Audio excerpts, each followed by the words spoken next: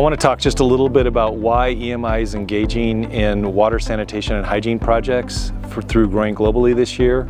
And for me, I learned it very early on in my late 20s, fresh out of university and with a lot of head knowledge about how to do water systems and pipeline profiles. I found myself in a small village in Ethiopia bringing clean water to the village.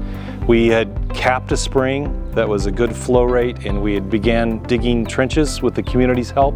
And just a few days in, I had several leaders of the village come to me and say, "John, we really appreciate your work, but I think you put the pipeline in the wrong place because it's going uphill and water doesn't flow uphill."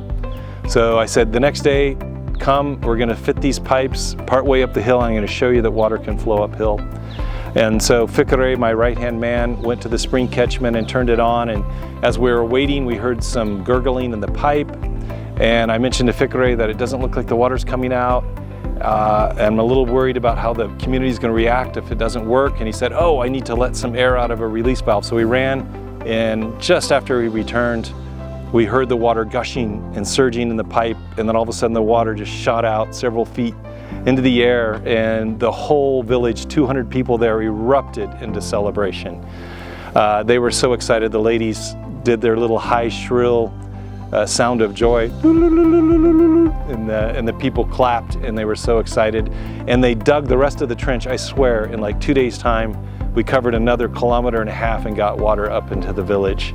That's when I realized how engineering can be brought into mission and really make an impact in a local village.